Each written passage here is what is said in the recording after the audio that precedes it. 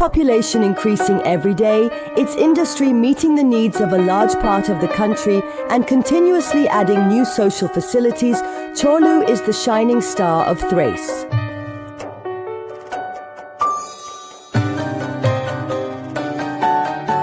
And in the shining of this star, the beautiful people of Çorlu, who have a rightful share with their presence, hearts, sweat, and efforts.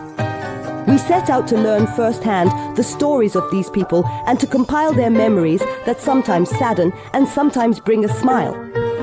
And on this path today, although it is referred to as a neighborhood due to being connected to a big city like many similar settlements, as soon as we see the sign, Ahmet Kudüs immediately comes to mind. Even if we don't go, even if we don't see it, that village is our village. Sarılar village, which reminds us of these lines with all its warmth and sincerity, was our first stop on this journey.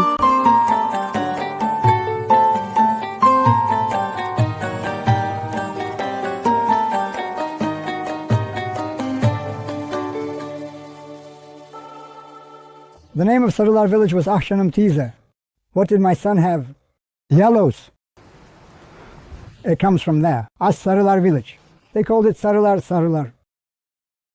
Now look, according to what we've heard from our fathers and grandfathers, a tribe comes here. The man's name is Ismail. In fact, you know, Mrs. Aishi, where the Kavan is, she's also a relative of his. Apparently, okay, but of course, there's also the Asanolu village here. Over there, from that Asanolu village, nobody knew that a mosque was being built here. We grew up. They were doing something, coming to pray, to perform Tarawih.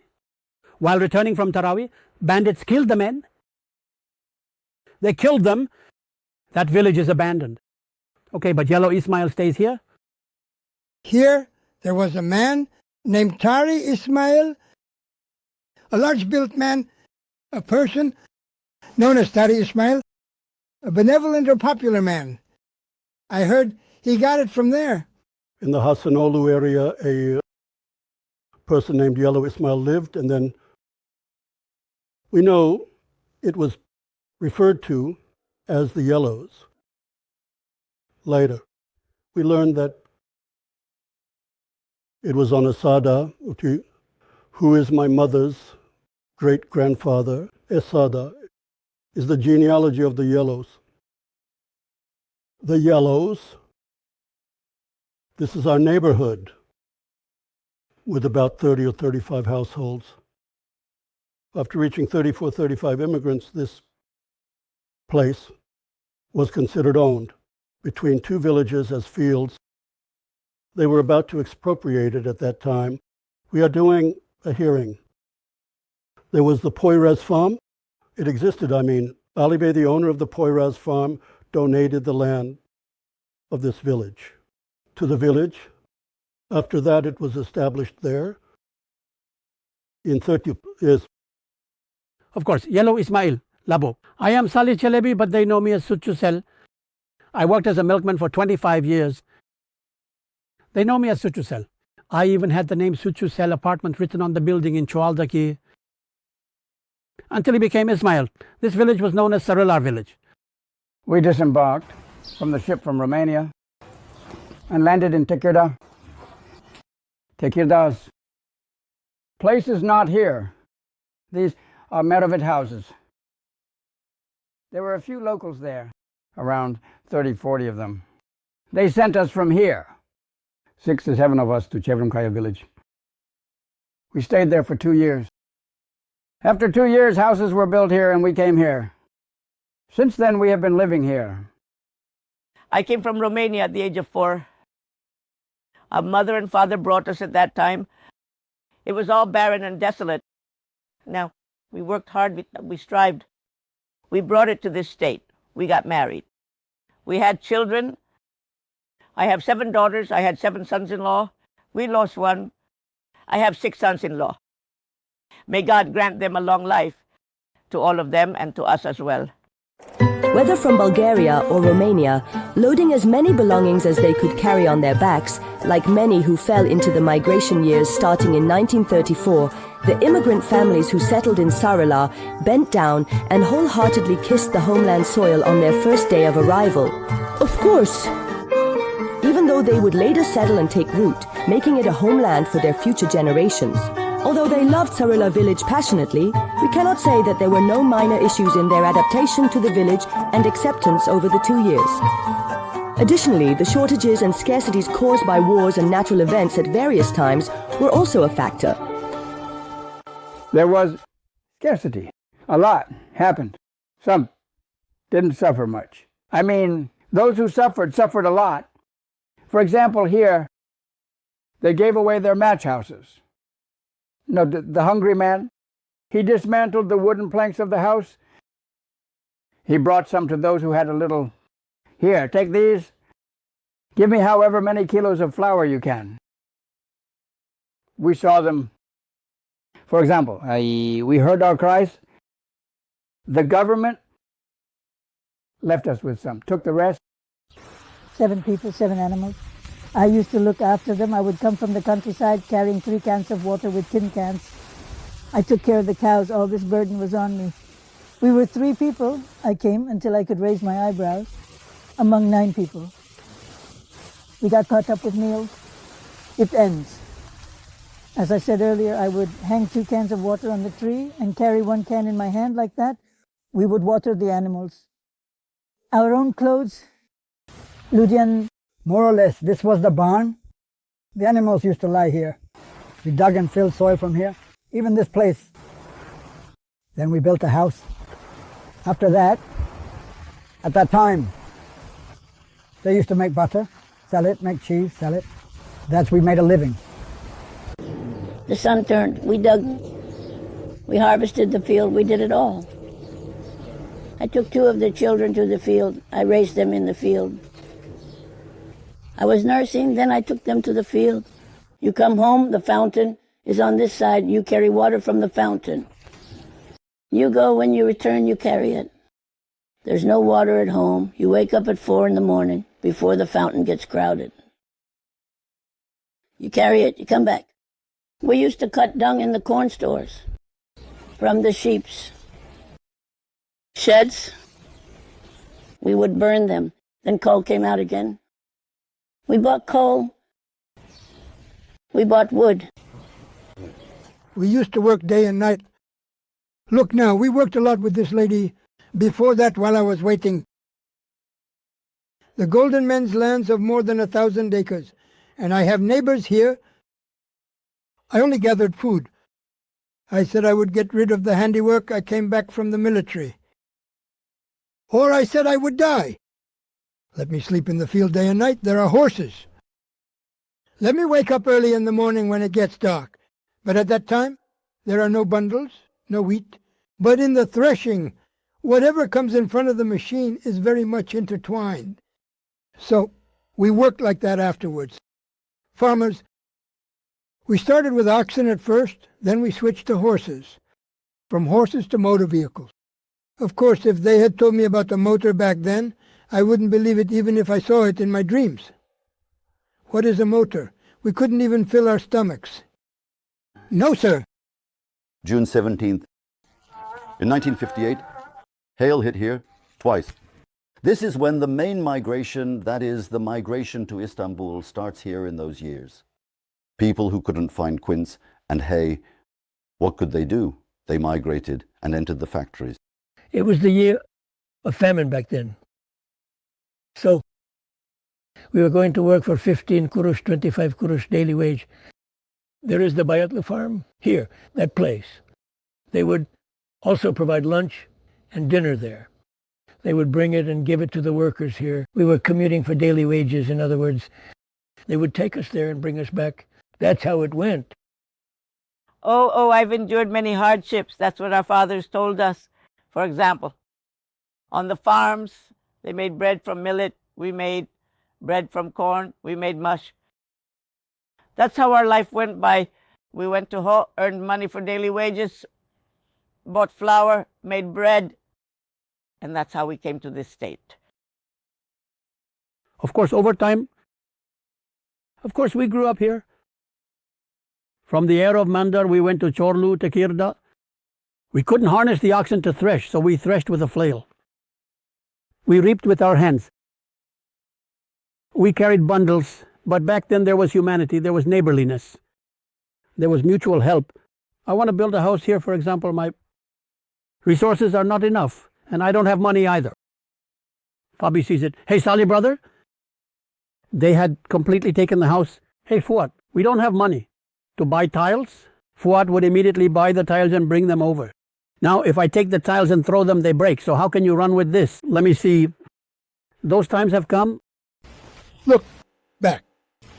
In 1935, when the immigrants came here, this local neighborhood didn't have a single twig to take from anywhere. For these incoming immigrants, my mother and a few women, they go to Süleyman Çatak. It's a Caucasian work. They gather twigs. I have a brother-in-law. They call him Yavru Ahmet. That's how Brother Yanul is. They say the same about the child. There's no issue, no problem in saying it. Our brother-in-law, my aunt, is with him. I stayed on the hill for 5 weeks. Backpacks on their backs, bustling. Stop, stop, stop. Ranger, ranger. Stop, stop. Take out the ropes. My mother said, Ahmet, what are you doing? We gathered these with great difficulty. Elderly women, get out. Take out the ropes. Give each one a match. Now go home. This village has experienced these, but thankfully, we are fine now. Back then, of course, we would come, and no one had anything really.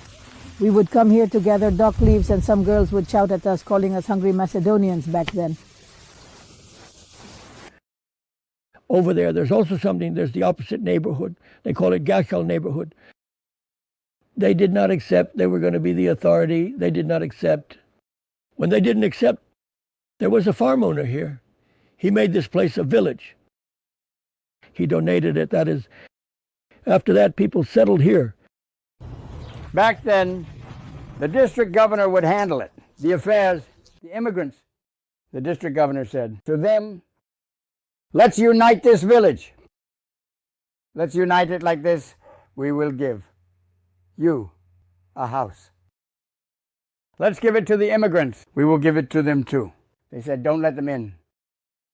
Honestly, like this, they said, we don't want the immigrants to come. Now they are moving their families. Look, there is nothing there, it's left. Only 3 or 5 households remain. They come and go to the shop down there day and night. Families are relocating. A migrant came in 50, and another came in 78. The government helped all of them. It's the same for merging these 2 villages. Ours, whatever rights they granted to the migrants for that day, they also granted to the locals, but our grandfathers didn't go. I mean, after we arrived, people were somewhat poor. They gave away 1 or 2 daughters in that poverty. For example, they say for a sack of wheat, they gave a daughter there. No, what can the man do? He doesn't have it either, but he manages to bring them together. 3 or 5 households got married like that. Are we going to give a girl from the macula, or take one, or what? However, we took a sackful size from the macula.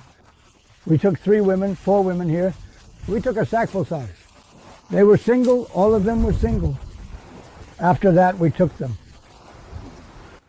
I mean, they don't give, they take. We didn't take a girl from them. They wouldn't give a girl from here to that neighborhood. And from there, they wouldn't give one to here either. I was the first Atma to marry a girl from Mekelle. How did I do it? From my mother-in-law from my hometown, when my mother and I met. Their villages were close, since they knew each other from there. And I was in the military as a gendarme. I did it with a horse. I rode a horse. I came here from Kandira in 3 days. I rode that horse to go to the Akshemishtavu neighborhood. That Mekelle girl saw me once, thought I was handsome. She clung to me. I couldn't escape, my friend. We got married. For 58 years, I've been here eating with mosquitoes and my poverty. What can I do? Is it my fault?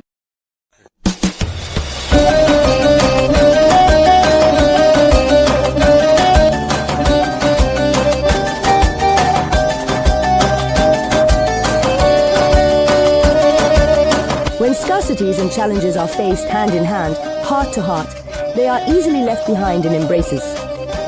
Right after that, looking towards the future comes. The future is to walk towards the goals set by the great leader, Mustafa Kemal Atatürk. Those little hearts, born in embraces and acquainted with being away from home at a young age, are also aware of the burden placed on their shoulders to reach the level of contemporary civilizations. With this awareness, the years begin where they both work in the fields and rush to school. In 1944, the school was opened in our village. I was 6 years old. I started in 44. In the 6th month of 1949, we finished primary school. There were many back then, you see. My school number was 89, and there were over 100 students at that time. Our students. There were years when we had 5 or 6 teachers. There were 124 students. The school was first opened here in 1946. Now there's a village coffee house there where the long mosque used to be. At the head of the mosque, there are 2 rooms where the teacher lives with his family. We would leave from here, 5th grade. Okay, but the 2nd grade goes inside and he teaches them. The other 3rd grade is outside in the garden, digging the garden. Something Chukurikazı Ayay knows hunt. We studied there for 5 years. Then there was school to here. We planted saplings in the garden. Grown-up children. They turned 18, 19 years old. We got married from school. Girls. The girl ran away while at school. The teacher doesn't let the older children cut their hair. Snip, snip, snip. They don't let them cut it from the sides. I mean, back then people were old, but eager to learn. In fact, daytime wasn't enough. Night education also started. Older people attended night school. Muslims, they went to school. They were night students, but they were learning to read and write. There were about 150, 200 students here. I had shown this area over there. The muhtar is there. They made it a wedding venue there. There was a school there. It was demolished, or rather they demolished it because it had become a ruin. It posed a danger. They demolished it, cleaned it up, and made it into a place like a wedding hall. There were approximately many students at the school. There were about 5 teachers or so. What happened after that? From time to time, people fled to the city. When they fled to the city, the school ended. They closed our school, sir, under the pretext of a transportation system. Our student numbers. They are transporting our students to the city. Our school was left neglected. After the 2014 elections, it was in ruins, the roof and such. We wrote to the District Directorate of National Education, to the Provincial Directorate of National Education, renovate the school, or at least take a look at it. Let's see, send a technical team to clarify this regarding what we should do. A month and a half later, a letter arrived saying, the renovation of that issue is not possible. It has reached the end of its economic life, let's demolish it.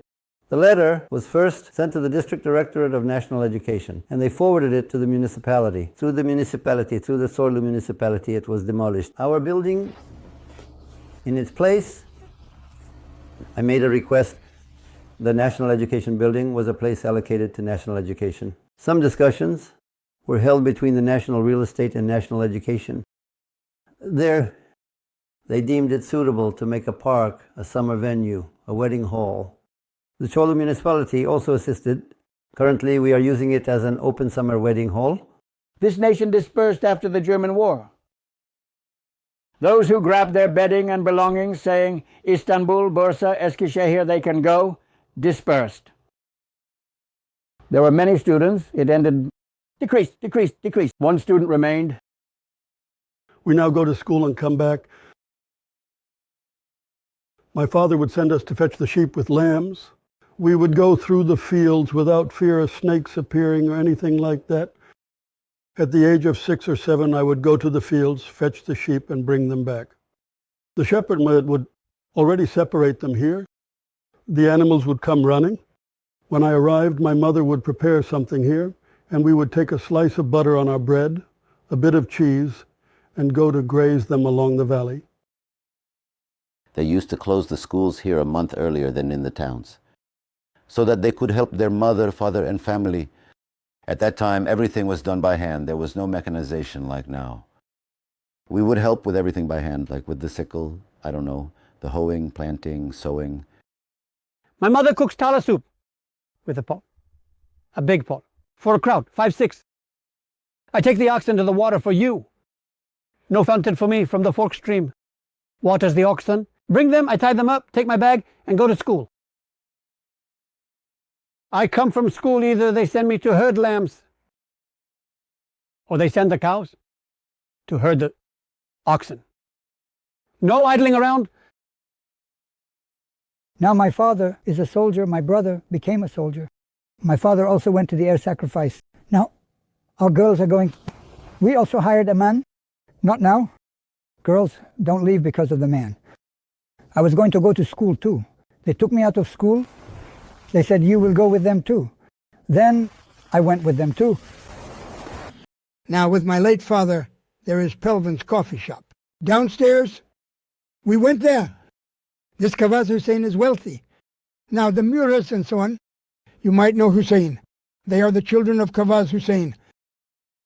He opened a cheese shop. We also went to the coffee shop. Should I go to 4 or should I go to 5? The Muslim said, paper, this child, to us. Give it from Kotoré. I'll go, let's see, my father said. I heard he has a cheese shop. Do you understand? Child, will you go? He said. I jumped in head first. Because you'll eat a lot of cheese there, you'll eat a lot of cheese. These are there. These need to be remembered. One who doesn't know the absence doesn't know the existence. Do you understand?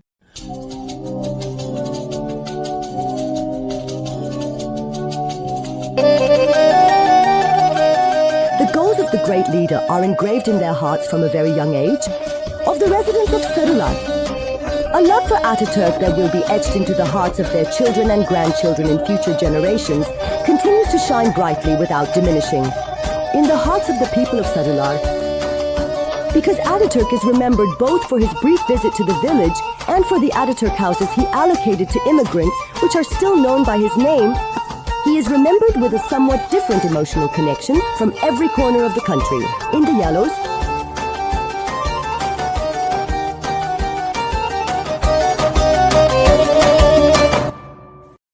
But Ataturk was a smart person. He tells Romania, I will also accept immigrants, but only if you provide timber and get materials to build 3-room houses. He says, I don't have the strength. Romania agrees. The village will be established here.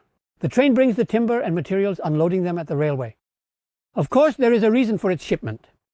You are given timber for a 3-room house. You cut the grass, make the bricks, and build your house. Romania pressured us to take the city of Bulgaria for our nation. Ataturk said, I will take my nation, but you will provide the timber. The timber from 1935 was Romanian timber. Now cut them, they will smell like us. It was here. Our home was here. Back then in 1900, how many rooms? 1 room. 1 for tying animals in the middle, and 1 kitchen. 3 rooms. The adobe bricks are being cut. There was a place we called Dare Boy there. Adobe bricks are being cut there. Ataturk at that time says, cut your adobe. We as the state will cover the lime stress you can't handle. He provides land. He gives 10 acres of land per person, according to the number of people coming from there. My grandparents received 30 acres because they came as 3 people. They build their houses. He provides oxen. Here is the field for plowing. These places were bushy areas like this. They clear them and build houses. Of course, by now, some houses have changed. Although rare, there are structures remaining from that day. There are structures remaining from the Ataturk era. Ataturk will pass through here by train. Of course, it is being announced to the villages. Well, but the owner of that land, Sefer's father, was the village headman. There was the village headman Bechetabi on that day. We didn't know, but we heard about it. He said, call the headman. They called him and they met. So, what do you want, etc.? They said, we want the train to stop here. And the train, a few days after that, the train stopped. The train is our only means of transportation. No vehicles, nothing. In those days, to go to the city of Çorlu, you had to use a horse cart, an ox cart. There was transportation to the city. Since our train passed very close by, our train stopped. The village headman gathers the people. We call it the station. We go up there on the railway with the diagram. As the train passes, Ataturk stops and asks about their requests. I was 8 years old at that time. I went to Manavra. They said Ataturk will pass through here. Belchet Abi was also the headman. They said, let's go out, stop the train, stop the train. They took the flag, they attached it. They gathered the pace too, they prepared. All of them, we went there. They pulled there, the flag, the train stopped. It stopped. Who is the headman? He said. He came out, but I from a young age know him from here and there. Ataturk was wearing a white suit. My husband said, why do you want it? He said. We can't go to Çorlu because of the mud, he said. We want the train to stop, he said. Exactly like this.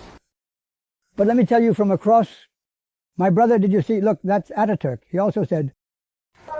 The village headman is coming, asking the headman what your request is. He who asks, of course, transportation issue, the transportation issue between the town and the village.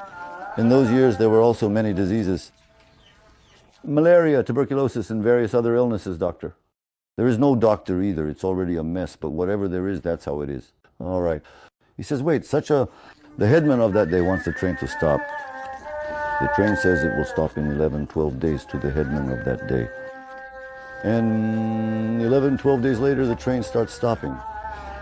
It stopped for years, what can I tell you, until the 2000s. This can handle it too. The train is passing, but it's passing in transit.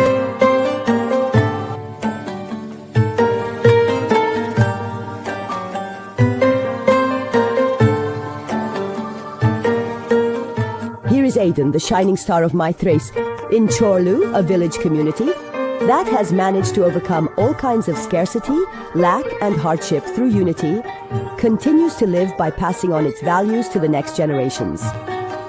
To everyone who says, our village is Sarılar, and especially to the youth, they offer advice that should be listened to attentively, drawing from the experiences accumulated over their long lives. Our kids these days are lucky. Now I have kids, and they all wear size 44 shoes. I wear size 42. I used to wear sandals. My feet became all crooked. I used to look at them dryly, hoping Ahmet's wife, Nesha, would pass away so I could get a pair of sandals. Now, the kids gave these to me.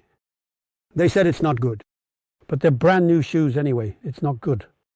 That's why, may God not show us poverty in the midst of abundance. May God not disturb our peace, but youth is not good.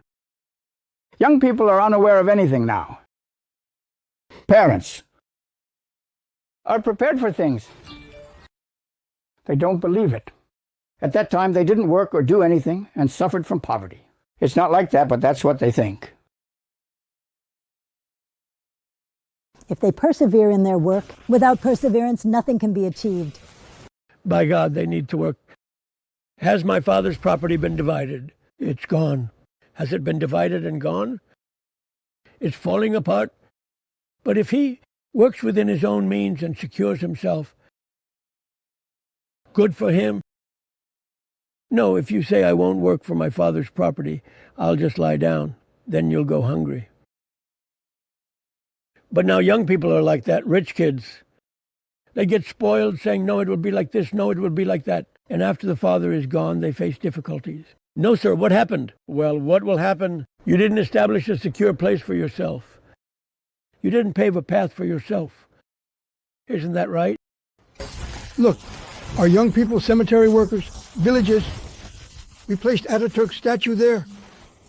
They read that inscription from that summer, a lesson, not for one person, not for the nation. Let me not say the nation. Later, one person works and understands their home, their land. Do you understand? If they don't know, they are asked as slaves.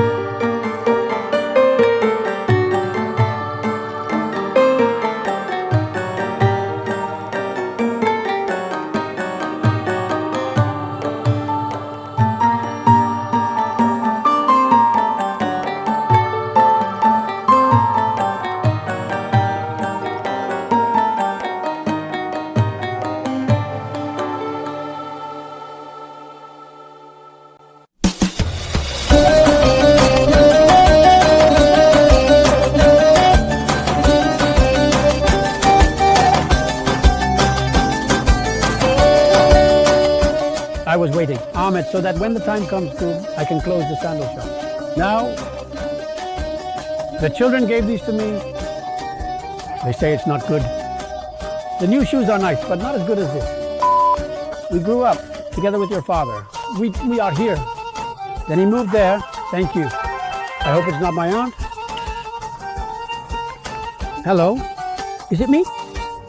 Hey, who doesn't look like a scammer? They have beards, but they're not scammers. Where did you see them? The cars? They're filming. I'll show them your picture too, so they can film it. Nature filmed it. Filming, and they're asking about the village chief. What kind of village is this? Where did you come from? Are there mosquitoes? Are there horseflies? Are there houseflies? They keep asking. Thank you. You're welcome. If anything happens again, feel free to come and ask. Our door is always open if there's anything you need to do.